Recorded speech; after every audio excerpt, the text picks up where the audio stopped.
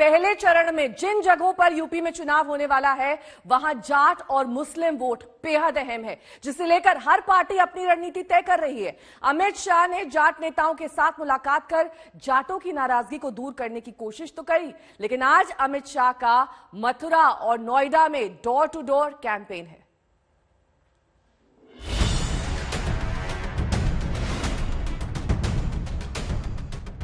क्या जाटलैंड के नतीजे ही तय करने वाले हैं यूपी का चुनावी भविष्य? बीजेपी की चुनावी रणनीति के चाणक्य कहे जाने वाले अमित शाह के घर दिल्ली में कल जब जाट नेताओं की पंचायत बैठी तो साफ हो गया कि पश्चिमी उत्तर प्रदेश में लड़ाई इस बार घनघोर है और दांव पर है बीजेपी की साख। लेकिन सांसद परवेश वर्मा के घर अमित शाह के साथ बैठक के बाद जब जाट बिरादरी के नेता बाहर निकले और उन्होंने जो कुछ कहा वो जाटलैंड को लेकर बीजेपी की चिंता थोड़ी कम कर सकती है। बिल्कुल भाजपा का साथ देंगे। 2022 में पूरी भाजपा सरकार आएगी। और जाट आज यहाँ से संकल्प लेकर जा रहे, जो सभी आरएलडी के भी थे, आज उन्होंने मन परिवर्तन कर लिया कि बिल्कुल सफाया कर देंगे सिर्फ बीजेपी।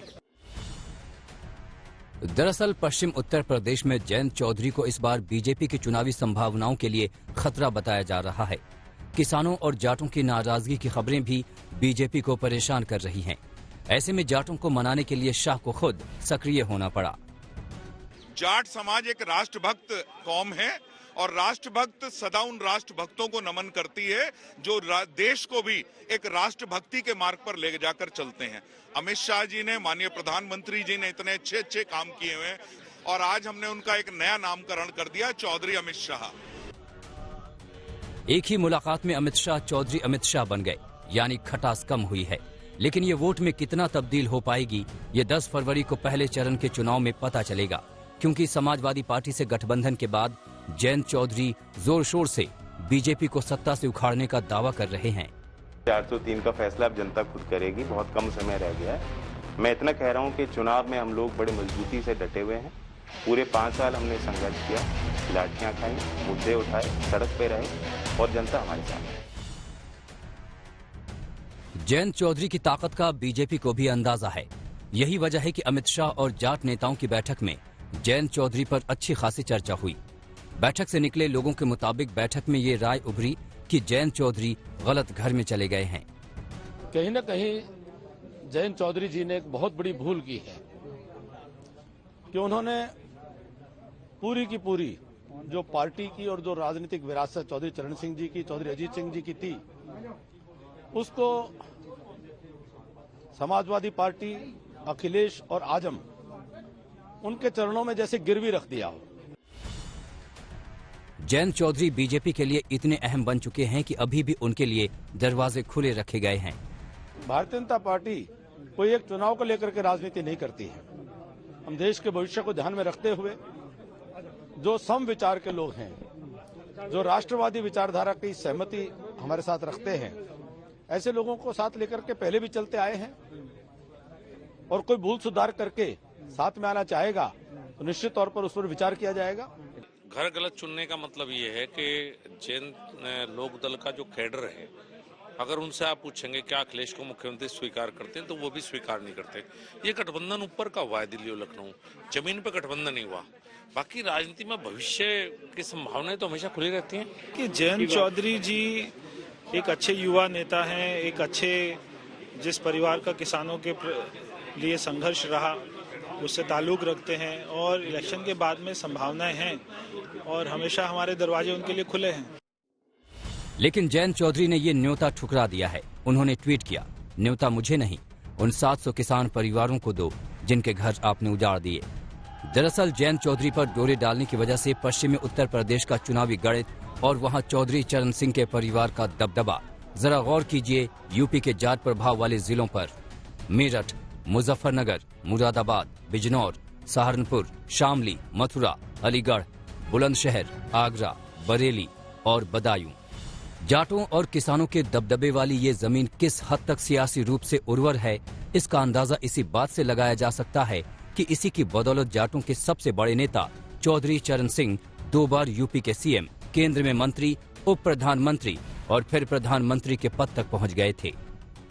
हालांकि पिछले चुनाव में बीजेपी यहां के समीकरणों को साध चुकी है, लेकिन इस बार लड़ाई कुछ अलग बताई जा रही है। इसी से बीजेपी को चिंता है। इसी चिंता को दूर करने के लिए आज अमित शाह मथुरा भी जा रहे हैं। सुबह 11:30 बजे वो वृंदावन में बांके बिहारी मंदिर में दर्शन करेंगे। दोपहर 1:15 बजे मथुरा में वोटरों से बातचीत करेंगे। घर घर संपर्क अभियान में शामिल होंगे। उसके बाद 4:15 बजे ग्रेटर नोएडा में मतदाताओं से बातचीत में हिस्सा लेंगे। शाह के अलावा आज राजनाथ सिंह भी बागपत में पंचायत करेंगे और गाजियाबाद में द्वार द्वार संपर्क अभियान। साफ है, पश्चिमी यूपी में इस बार लड़ाई जोरदार है। दिल्ली से हिमांशु मिश्रा के साथ आज तक ब्यूरो। जाटों को बनाने के लिए दिल्ली में हुई बैठक में अमित शाह ने जाटों के साथ 650 साल के रिश्ते की दुहाई दी। लोग पूछ रहे हैं कि बीजेपी 650 साल पुरानी पार्टी कैसे हो गई, तो सुनिए अमित शाह का वो बयान जिसमें उन्होंने 650 साल की गुत्थी सुलझाई है कि हमारा आपका नाता तो 650 साल पुराना है।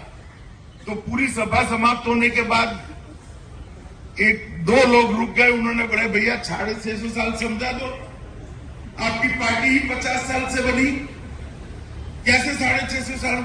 आप भी मुगलों से लड़े, हम भी लड़ रहे हैं, ये हमारा नाता है। कुमार अभिषेक मेरे सहयोगी इस वक्त तमाम जानकारी के साथ जुड़ गए हैं। कुमार, देखिए एक एक करके सारे कनेक्शन अमित शाह ने कल गिना दिए कि जाटों के साथ किस तरीके से उनके रिश्ते प्रगाढ़ हैं, लेकिन क्या ये रिश्ते वोट में तब्दील हो पाएंगे या नहीं, ये बड़ा सवाल है, क्योंकि अभी तक यही साफ नहीं हो पाया है कि दरअसल ये जाट नाराज है या फिर नहीं नाराज है बीजेपी से। देखिए, जाटों की नाराजगी तो है, इसमें कहीं दो राय नहीं है और शायद यही वजह है कि कल जाटों के प्रतिनिधिमंडल से मिले हैं और हम इस वक्त वृंदावन की गलियों में खड़े हैं। कुछ दूरी पर मंदिर है और तकरीबन 10:50 पर 11 बजे के आसपास अमित शाह यहां आएंगे।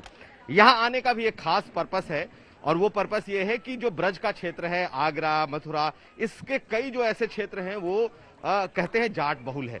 तो कल अमित शाह ने जाटों के प्रतिनिधिमंडल से मुलाकात की है। आज बकायदा वो मथुरा आ रहे हैं, दर्शन करेंगे और कुल मिलाकर अगर यहां देखें तो यहां से श्रीकांत शर्मा चुनाव मैदान में है। श्रीकांत शर्मा की स्थिति बहुत अच्छी नहीं कही जा रही, बहुत कड़े टक्कर में है। ऐसी स्थिति में एक तीर से 2 निशाने साधने की एक कोशिश दिखाई देती है कि कहीं ना कहीं जाट बहुल इस इलाके में उनका आना, बांके बिहारी के मंदिर के दर्शन करना और उसके बाद जो मतदाता हैं उनके साथ एक उनकी मीटिंग रखी हुई है।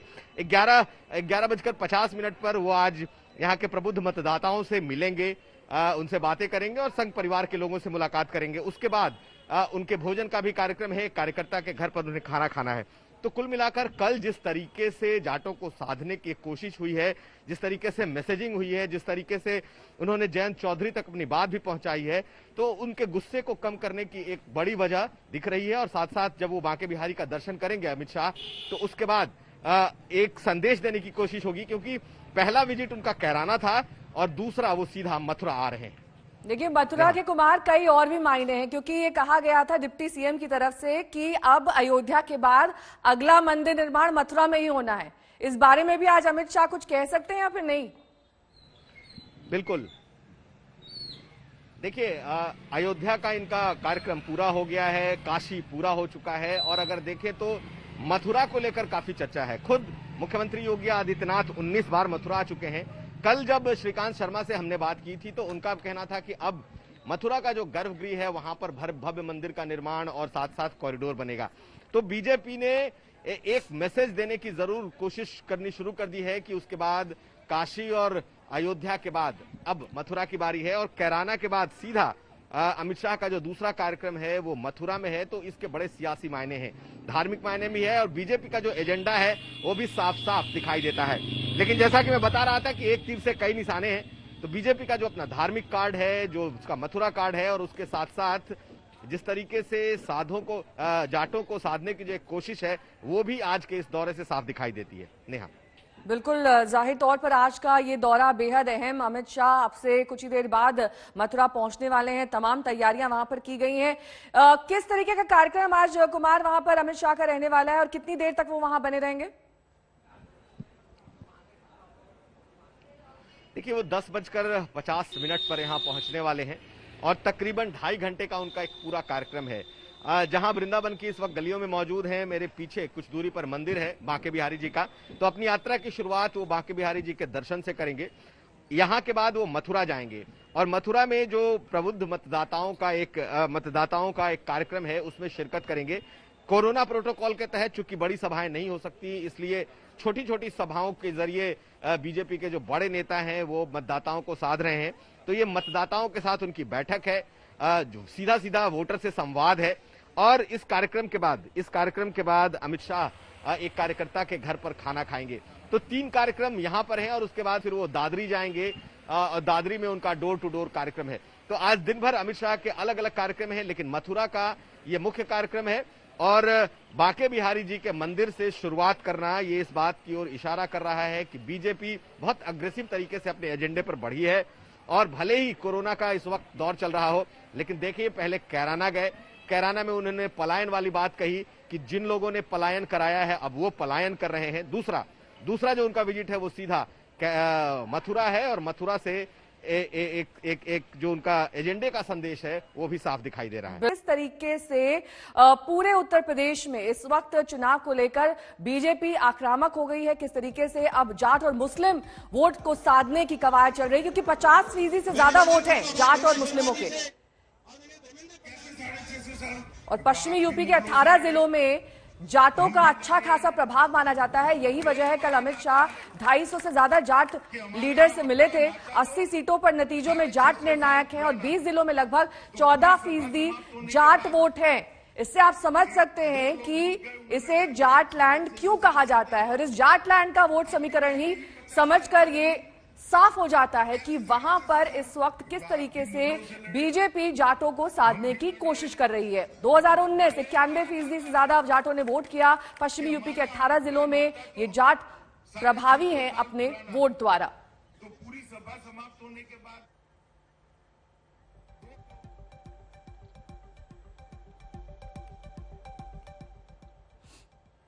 राहुल गांधी आज पंजाब में कांग्रेस पार्टी के चुनाव प्रचार अभियान का बिगुल फूंकने जा रहे हैं।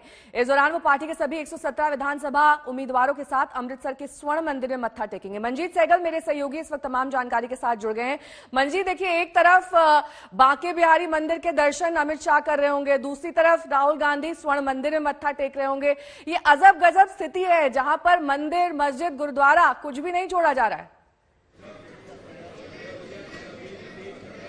बिल्कुल सही ठीक है आपने नेहा। राहुल गांधी की आज जो 1 दिवसीय यात्रा है, इस दौरान वो अमृतसर और जालंधर में जाकर मतदाताओं के विभिन्न समुदायों से मिलेंगे। दरअसल ये कोशिश है मतदाताओं के विभिन्न समुदायों को आकर्षित करने की। सबसे पहले वो गोल्डन टेम्पल परिसर में जाएंगे, यहाँ पर शीश नवाएंगे, वहां पे लंगर भी खाएंगे और उसके बाद शीश नवाने के बाद वो हिंदुओं के फेमस जो प्रसिद्ध मंदिर है दुर्गियाना, वहां पर शीश नवाएंगे। उसके बाद डेरा सचखंड बल्ला की तरफ जाएंगे। सो कुल मिलाकर आज जो मतदाताओं के 3 वर्ग हैं पंजाब में, कह लीजिए सिख मतदाता कह लीजिए, हिंदू मतदाता कह लीजिए, जिनकी 38% हिस्सेदारी है, 32% के करीब दलित हैं। तो इन सभी को लुभाने राहुल गांधी आ रहे हैं और उनकी दूसरी बड़ी कोशिश होगी कि टिकट आवंटन के बाद कांग्रेस के विभिन्न धड़ों में जो एक दूसरे के खिलाफ जंग छिड़ी हुई उसको कम किया जाए। कम से कम 15 सीटों पर जो टिकटार्थी थे उनको टिकट नहीं मिले और वो नाराज हो गए हैं और पार्टी के जो नामित उम्मीदवार हैं उनके खिलाफ ही ताल ठोक रहे हैं। तो कांग्रेस के पास इस वक्त 2 बड़े चैलेंज, एक तो एंटी इनकम्बेंसी है, एक तरफ जो नाराजगी है और आम लोगों के बीच में जो पिछले 2017 में और पिछले 5 सालों में चुनावी वायदे पूरे नहीं हुए उनसे भी जनता में नाराजगी है। तो राहुल गांधी आज शुरुआत कर रहे हैं पंजाब में अपने कैंपेन की। ये हालांकि 3 जनवरी को उनकी रैली मोगा में रखी गई थी, जो उनके विदेश जाने के कारण रद्द करनी पड़ी थी। उसके बाद 15 जनवरी को रखी गई, लेकिन वो भी नहीं हुई क्योंकि कोविड की रिस्ट्रिक्शंस लगी। और आज इस बीच मेरी सहयोगी सुप्रिया मौजूद हैं वहीं पंजाब में। सुप्रिया, दरअसल पंजाब की राजनीति में कांग्रेस की स्थिति अगर देखा जाए तो कलह और कलेश से भरी हुई है। इंटरनल पॉलिटिक्स में ही इतनी ज्यादा खिचड़ी पक गई है कि राहुल गांधी के लिए एक बड़ी चुनौती है। नेहा, आज लगता है उसी चुनौती को जो है पूरा विराम देने के लिए जो ये कला कलेश की बात की जा रही है, बार बार की इंटरनल फाइट है, उसी को विराम देने के लिए ये एक यूनिक कैंपेन कांग्रेस पार्टी ने तैयार किया, जहां पे राहुल गांधी और उनके साथ 117 कांग्रेस पार्टी के कैंडिडेट्स जो हैं वो एक साथ जाएंगे और उनके अलावा who's who from Punjab Congress जो होंगे वो उनके साथ होंगे। जब वो दरबार साहब जाएंगे, उसके बाद दुर्गानी माता मंदिर जाएंगे और फिर उसके बाद भगवान वाल्मीकि के तीर्थ स्थल पर जाएंगे। ज्यादा बातचीत करने के लिए मेरे साथ हैं डॉक्टर राजकुमार वेरका, जो कि पंजाब के कैबिनेट मिनिस्टर भी हैं। सर, कहा यह जा रहा है कि पंजाब में कांग्रेस की जो स्थिति है वो कलह कलेश से भरी हुई है और उसको आज कहीं ना कहीं आपको लगता है कि विराम लग जाएगा? हमारे लिए आज बहुत स्पेशल डे है और राहुल गांधी जी सब लोगों को की अगुवाई करेंगे।